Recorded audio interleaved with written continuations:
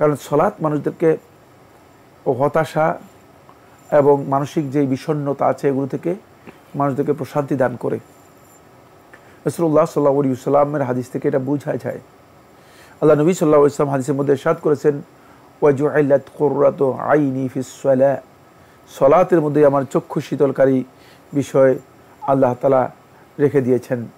ফলে সলাত হচ্ছে আমার চক্ষু বিনোদনকারী অথবা চক্ষু শীতলকারী। রহমত অথবা কোনো না কোনো পরিস্থিতির কারণে ভয়ঙ্কর হতাশার মধ্যে তিনি নিজেকে নিমজ্জিত করবেন বা হতাশা তাকে আক্রান্ত করে বসবে, তখন সেই ব্যক্তি অধিক পরিমাণে আল্লাহ তাআলার কাছে ধর্ণা দিবে এবং শয়তান থেকে নিজে আল্লাহ তাআলার কাছে আশ্রয় প্রার্থনা করবে। কারণ হতাশা ইমানদার ব্যক্তির অন্তরের মধ্যে একমাত্র শয়তান কি করে সৃষ্টি করে।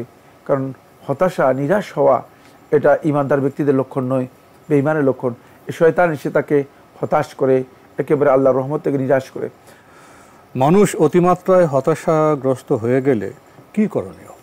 এক নম্বর করণীয় হচ্ছে, যিনি অতিমাত্রায় হতাশার মধ্যে চলে যাবেন, এক সবর ইখতিয়ার করবেন। ইস্তাঈনু বিস-সাবরি ওয়াস-সালাহ, এবং আল্লাহ রাব্বুল আলামিনের কাছে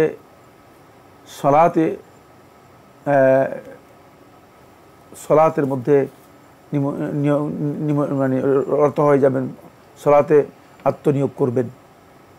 কারণ সলাত মানুষদেরকে হতাশা এবং মানসিক যে বিষণ্ণতা আছে এগুলো থেকে মানুষদেরকে প্রশান্তি দান করে।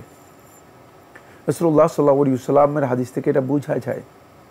আল্লাহ নবী সাল্লাল্লাহু আলাইহি ওয়াসাল্লাম হাদিসের মধ্যে ইরশাদ করেছেন, ওয়াজুইলাত কুররাতু আইনি ফিস সালাহ, সলাতের মধ্যে আমার চক্ষু শীতলকারী বিষয় আল্লাহ তাআলা রেখে দিয়েছেন। ফলে সলাত হচ্ছে আমার চক্ষু বিনোদনকারী অথবা চক্ষু শীতলকারী। তাই আপনি যদি সলাতের মধ্যে নিজেকে সম্পৃক্ত করে নেন, সলাতের মধ্যে রত হয়ে যান, সলাত আদায় করা শুরু করেন, তাহলে আপনি দেখবেন যে আপনার যে বিষণ্ণতা আছে, অতিমাত্রায় হতাশা আছে, সেই হতাশা থেকে আপনি বেঁচে গেলেন। 2 নম্বর বিষয় হচ্ছে, মানুষ যখনই আল্লাহ রাব্বুল আলামিনের রহমত অথবা কোনো না কোনো পরিস্থিতির কারণে ভয়ঙ্কর হতাশার মধ্যে তিনি নিজেকে নিমজ্জিত করবেন বা হতাশা তাকে আক্রান্ত করে বসবে, তখন সেই ব্যক্তি অধিক পরিমাণে আল্লাহ তাআলার কাছে ধর্ণা দিবে এবং শয়তান থেকে নিজে আল্লাহ তাআলার কাছে আশ্রয় প্রার্থনা করবে। কারণ হতাশা ইমানদার ব্যক্তির অন্তরের মধ্যে একমাত্র শয়তান কি করে সৃষ্টি করে। কারণ হতাশা, নিরাশ হওয়া এটা ইমানদার ব্যক্তিদের লক্ষণ নয়, বেঈমানের লক্ষণ। শয়তান এসে তাকে হতাশ করে, একেবারে আল্লাহর রহমত থেকে নিরাশ করে।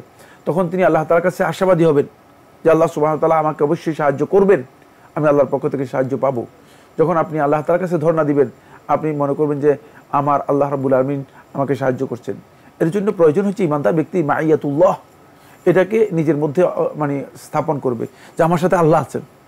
দেখেন আপনি যখন রাসূলুল্লাহ সাল্লাল্লাহু আলাইহি ওয়াসাল্লাম গারে হেরাতে রয়েছেন, তখন কি বলেছেন? লা তাহজান ইন্নাল্লাহা মা'ানা, দুশ্চিন্তার কোনো কারণই নেই, আমাদের শেষ করতে হবে, আল্লাহ তাআলা আমাদের সাথে আছেন। সুতরাং যখন কোনো ব্যক্তি মনে করবে যে আল্লাহ আমার সাথে আছেন, তাহলে আর কোনো পাওয়ার, কোনো হতাশা তার মধ্যে কাজ করবে না, কারণ এটাই হচ্ছে সর্বশ্রেষ্ঠ পাওয়ার।